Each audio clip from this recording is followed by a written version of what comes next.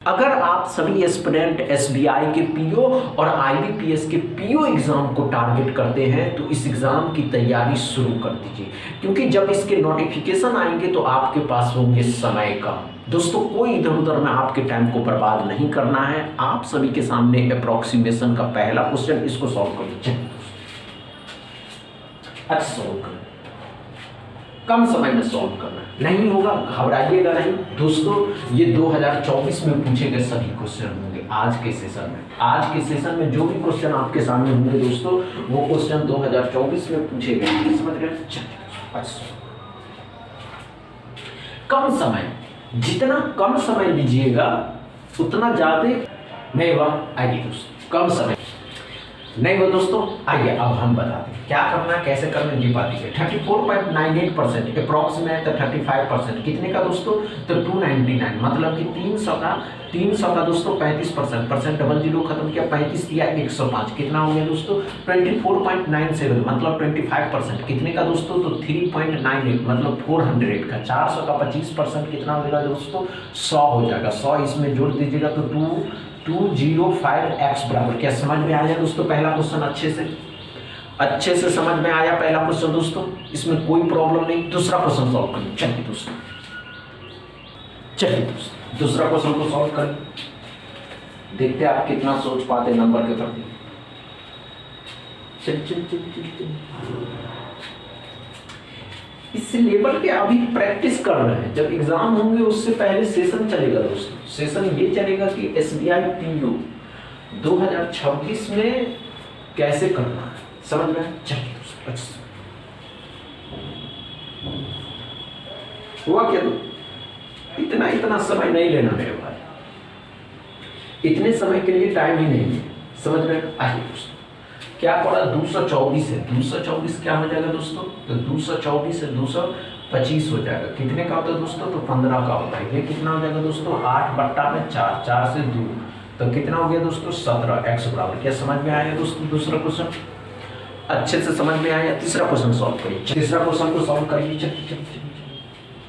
तीसरा क्वेश्चन को सॉल्व करिए, कम समय में सॉल्व करना नहीं होगा, घबराने की आवश्यकता नहीं कि नहीं हो पाए, नहीं दोस्तों, आप कर लेंगे और ये आप आसानी से कर भी सकते हैं, समझ रहे। हुआ क्या दोस्तों तीसरा क्वेश्चन? इतना कम समय में आप लोग नहीं कर पा रहे हैं, मजा कैसे आएगा दोस्तों।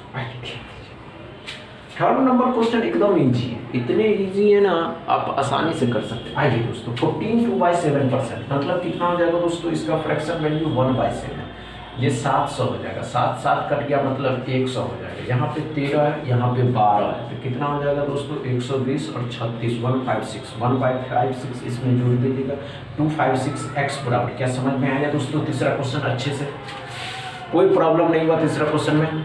चौथा क्वेश्चन सॉल्व करिए। चलिए दोस्तों, चौथा क्वेश्चन को सॉल्व करिए।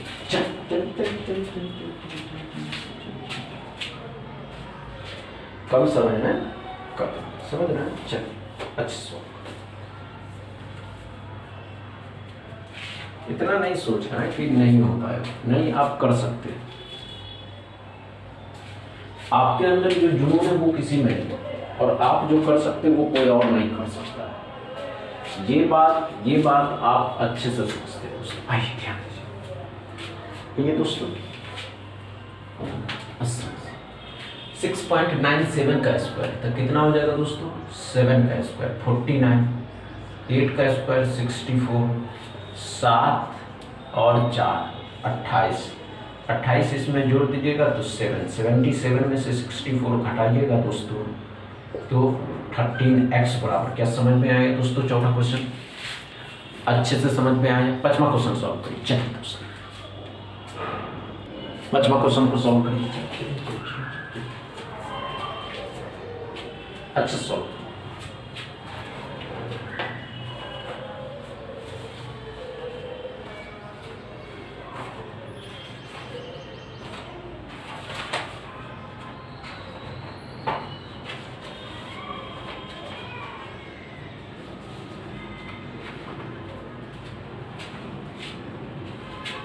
कम समय में। हुआ क्या दोस्तों, हुआ क्या दोस्तों?